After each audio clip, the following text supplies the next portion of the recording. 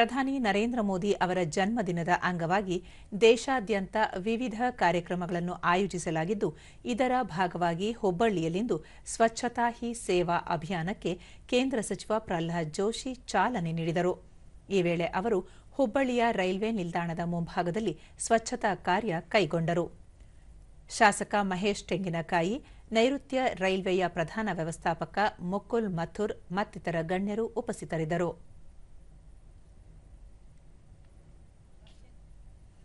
ನಂತರ ಸುದ್ದಿಗಾರರೊಂದಿಗೆ ಪ್ರಹ್ಲಾದ್ ಜೋಶಿ, ಪ್ರಧಾನಿ ನರೇಂದ್ರ ಮೋದಿ ಅವರ ನಾಯಕತ್ವದಲ್ಲಿ ದೇಶ ವಿಶ್ವದಲ್ಲಿ ಮುಂಚೂಣಿಯತ್ತ ಸಾಗುತ್ತಿದೆ.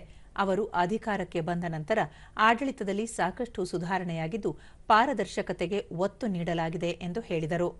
ರಾಜ್ಯದಲ್ಲಿ ಪಡಿತರ ಕಾರ್ಡ್ಗಳ ರದ್ದತಿ ಕುರಿತು ಪ್ರತಿಕ್ರಿಯಿಸಿದ ಸಚಿವರು, ತಂತ್ರಜ್ಞಾನ ಬಳಸಿ ಅನರ್ಹ ಪಡಿತರ ಕಾರ್ಡ್ಗಳನ್ನು ರದ್ದುಪಡಿಸಬೇಕು ಎಂದು ಎಲ್ಲ ರಾಜ್ಯಗಳಿಗೆ ಕೇಂದ್ರ ಸೂಚನೆ ನೀಡಿದೆ. ಅರ್ಹ ಪಡಿತರ ಚೀಟಿಗಳನ್ನು ತಪ್ಪಾಗಿ ರದ್ದು ಮಾಡುವ ದೂರುಗಳು ಬರುತ್ತಿದ್ದು, ಈ ನಿಟ್ಟಿನಲ್ಲಿ ತಾರತಮ್ಯ ಮಾಡುವುದು ಸರಿಯಲ್ಲ. ಕೇಂದ್ರ ಸರ್ಕಾರ ಸಹ ಯಾವುದೇ ನಿಗದಿತ ಮಾನದಂಡ ವಿಧಿಸಿಲ್ಲ. ಆದಾಯ ತೆರಿಗೆ ಕಟ್ಟುವವರನ್ನು ಕೈಬಿಡಬೇಕು ಎಂಬ ನಿಯಮ ಸ್ಪಷ್ಟವಾಗಿದೆ ಎಂದು ಹೇಳಿದ ಅವರು, 5 ವರ್ಷಕ್ಕೊಮ್ಮೆ ಪಡಿತರ ಕಾರ್ಡ್ ಪರಿಶೀಲನೆ ಮಾಡುವುದು ಕಡ್ಡಾಯ ಎಂದು ತಿಳಿಸಿದರು. ಪ್ರಧಾನಮಂತ್ರಿಗಳು ಸಹಿತ ಅವರಿಗೂ ಕೂಡ ದೇವರು ಒಳ್ಳೆಯ ಆರೋಗ್ಯವನ್ನ ಶಕ್ತಿಯನ್ನ ಕೊಡಲಿ ಅಂತ ನಾನು ಪ್ರಾರ್ಥನೆ.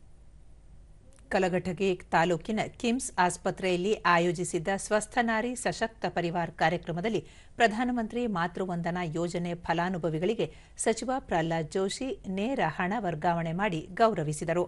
ಈ ವೇಳೆ ಅವರು, ದೇಶಾದ್ಯಂತ ಮಾತೃವಂದನಾ ಯೋಜನೆ ಫಲಾನುಭವಿಗಳಿಗೆ 19,000 ಕೋಟಿ ರೂಪಾಯಿಗೂ ಹೆಚ್ಚು ಆರ್ಥಿಕ ನೆರವನ್ನು ನೇರ ನಗದು ವರ್ಗಾವಣೆ ಮಾಡಲಾಗಿದೆ. ಮೊದಲ ಮಗುವಿನ ಜನನಕ್ಕೆ 5,000 ರೂಪಾಯಿ ಮತ್ತು ಎರಡನೇ ಹೆಣ್ಣು ಮಗುವಿನ ಜನನಕ್ಕೆ 6,000 ರೂಪಾಯಿ ನೀಡಲಾಗುತ್ತಿದೆ. ಇದುವರೆಗೂ 4 ಕೋಟಿಗೂ ಅಧಿಕ ಫಲಾನುಭವಿ ತಾಯಂದಿರಿಗೆ 19,000 ಕೋಟಿ ರೂಪಾಯಿಗೂ ಹೆಚ್ಚಿನ ಸಹಾಯಧನ ನೀಡಲಾಗಿದೆ ಎಂದು ಹೇಳಿದರು.